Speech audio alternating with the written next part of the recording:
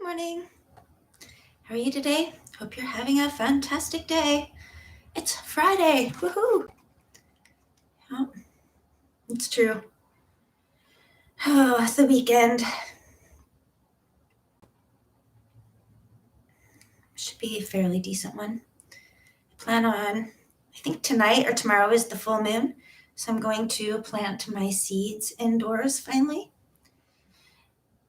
And I've been kind of going back and forth, but I think this year for my garden, what I'm going to do, and I'll probably just buy another one, I'm going to do an Augustin Farms garden. So everything in here is what I'm going to grow and see what grows the best. I'm going to buy another one of these just for saving, but yeah, it's going to be my garden.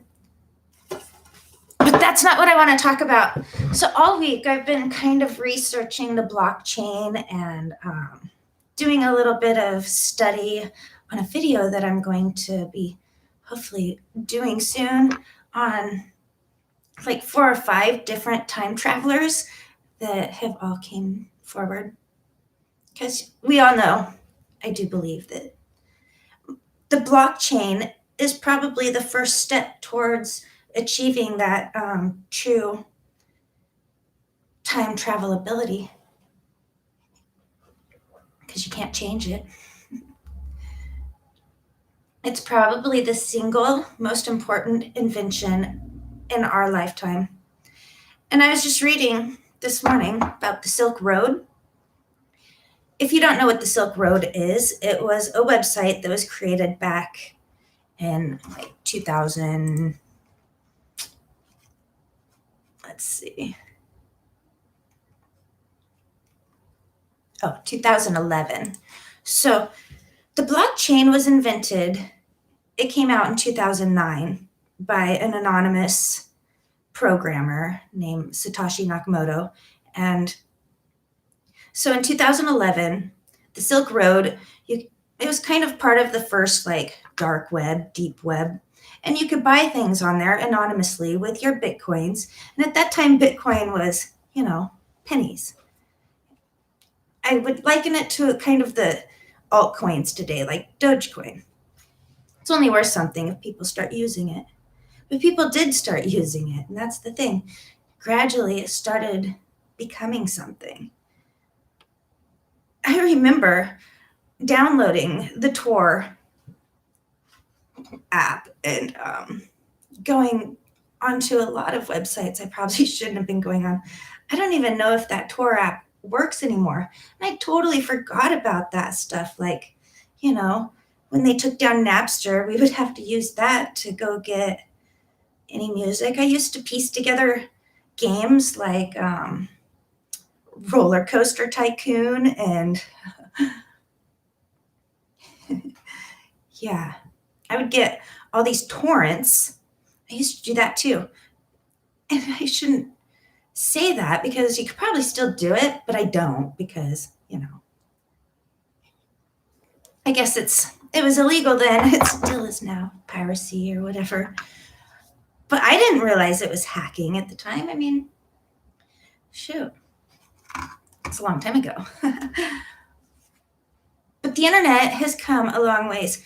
I remember watching that Today Show with Katie Couric, and she was like, "What's the internet?" The internet has come a long ways, but it's still truly in its infancy. So is blockchains and Bitcoins and all of the altcoins, in which there's quite a few. And, they're all trying to push theirs. And the one that sticks will be the one that starts gaining momentum and that people use. It's funny how Mark Zuckerberg tried to get his Libra coin out, and the government was like, hell no. He is tapped into like 2.8 billion people around the world on his Facebook and getting all of their informations and such. Yeah. I don't think we'll be seeing the Libra coin. But the twins that he supposedly stole Facebook from, they have their Gemini. They're doing quite well with their coin. But that's where it gets confusing. It's like, what is cryptocurrency? Because they all are not Bitcoin. Bitcoin is kind of the gold to their silver and oil, you could say. Litecoin is very similar, which is funny, and why I believe Dogecoin probably will be a thing. It was created as a joke. And here's a funny video of Elon Musk saying, isn't it fate or irony that the joke become a reality? That is the way of everything. Everything starts out as a joke. The Bee Gees started a joke. It got the whole world crying. Dogecoin could very well be the same. Make us all cry that we didn't buy it like we should have. Bitcoin. There's some whales right now with Bitcoin, and a whale being somebody who had a wallet that was, 10 years old or older. They're moving thousands of Bitcoins suddenly, and these wallets have been dormant forever. Millions, billions of dollars are being transferred just this week. Nobody knows who these wallets belong to, because that's kind of the beauty of it is it is anonymous, but yet you're your own banker. You're in control of your own finances. You don't have that middleman, so to speak. But is it also one of the most dangerous creations that we will ever see? The footprint, they're saying, to just mine the Bitcoins takes up the same footprint as the whole country of New Zealand. But I also think we will have to come up with the technology to use those renewables and find better ways to get the solution to the math problem that is the blockchain. Yeah. I don't know. But I do feel it is going to be the future of currency. The dollar is deflating. We're going to print out, trillions more, give everybody their next stimulus. How much in a fiat system like ours can we just continue to print and give? People are just like, yay, $1,000, woohoo. $1,000 back 10 years ago was quite a bit of money. But already when you're spending $5 a gallon on your gasoline, yeah, that $1,000 isn't the same. $4 for a gallon of milk. Yeah. Unfortunately, the dollar isn't inflating properly. It's going through this hyperinflation. And with Bitcoin, it's designed to not really be able to do that. You can't spend your coin twice. What you got is what you got, and what's there is what's there. There's a finite supply, which is kind of the difference with the Dogecoin. It's almost like fiat. There's as many as possible. But that's why Elon Musk calls it the people's coin. It's going to be the people's currency because, there isn't a small supply of it. There can be as much as we want. And it's great. It's such an honest and trustworthy system. You can't go back and break the chain. You can't go back and change what is there. And you can't double spend. You can't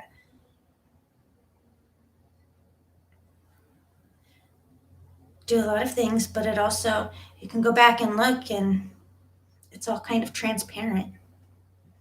So I do believe it'll be the wave. I was reading about the Silk Road. Not a lot of people probably realize that in November of 2020, the United States government seized more than 1 billion worth of Bitcoins connected to the Silk Road. And it's not the first time our government has seized Bitcoins. Our government is probably one of the biggest holders of the Bitcoins. And is when Elon Musk is like, you should be selling your Bitcoins, he's probably talking to our government. And we should, so that we can pay off our debts that we're in and put those coins back into circulation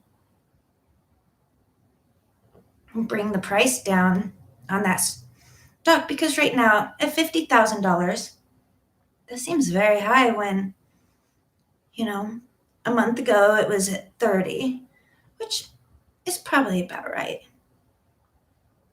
But we'll see what happens to it now that these whales are waking up and moving their coins from their wallets. And it's going to be the thing of 2021. They want to bring our currency down because I think that they kind of want to go to a digital currency. Didn't Kamala Harris just say something about that? China already has a protocol digital currency that's rolled out.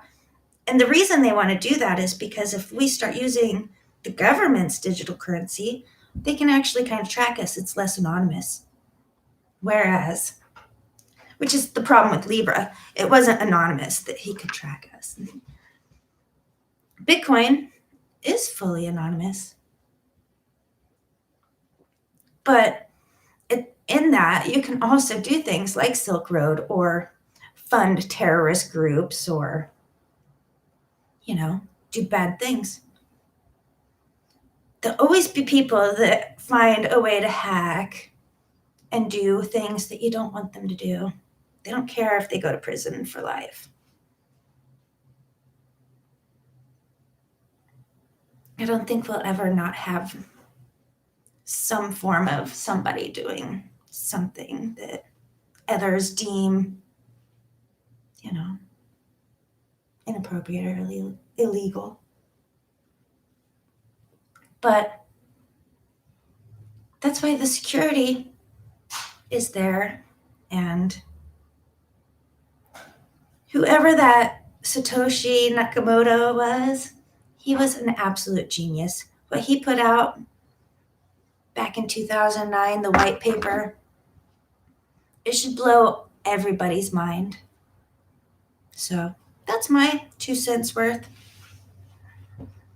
Go make relish, cut up a bunch of stuff and plant seeds, do things. Thanks for the likes and the watches. So, have a good day, guys. Bye-bye.